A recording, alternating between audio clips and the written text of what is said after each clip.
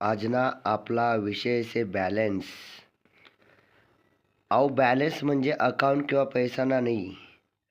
अहो बॅलन्स नातासना से. नातासना बॅलन्स जर बरोबर राहिना ना, ताण वटवट कटकट काहीच आपला जीवनमा नाही राहस. लग्न व्हावानंतर मायले वाटस मना अंडर वौकले चालना. पत्नीले वाटस मी नवरासाठी बट सोडी येल से. अहो मायबापनं काबा ऐकस. लगीना पहिले पोरगा स्वतंत्र राहस, पण लगीनंतर इधर चला मैं उधर चला या गाणाना माय कंडिशन होईजास. बायकोनी नवराले व मायबापनी स्वतःना आंडोरले समजी लेवायला पाहिजे.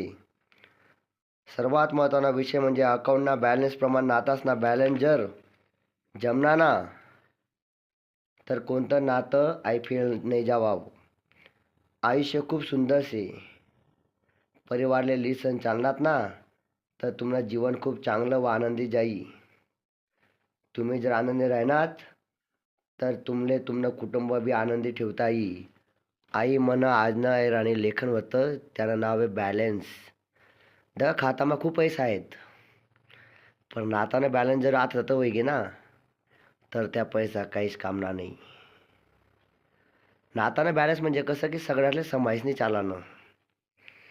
आता एखादी वहू आहे, तिले मायबाप गोड लागतंस.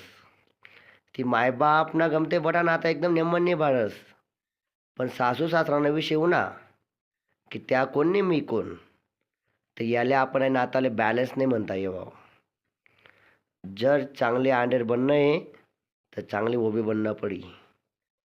आता गणेश ठिकाणी दाखा तुम्ही पोरगाना एकच कुळावर राहतस.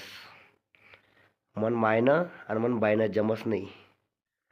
तर आपण सर्व सुशिक्षित शेतस अनपढ नाही, तर आपले नाताना बॅलन्स समाय ठेवणं पडी, समायन चालणं पडी. जसं आपण संपत्ती गोया करतस ना, तसं नातं गोया करण्याला खूप गरज नाही. मी आता इकिगाई नावानं पुस्तक वाचक काल दिन, ज्यामा जापानना लोक जास्त लाईफ का जगतं 100 वर्ष वगैरे. तर त्यानं कारण काय माहिती आहे का? त्या सोशल मीडिया या नापायन दूर राहतस आणि त्या स्वतः काम करतस. रिटायरमेंट शब्द त्याच डिक्शनरीमा नाही आहे, शब्दकोशमा नाही आहे. कारण त्या रिटायरमेंटनंतर सुद्धा काम करी राहतस.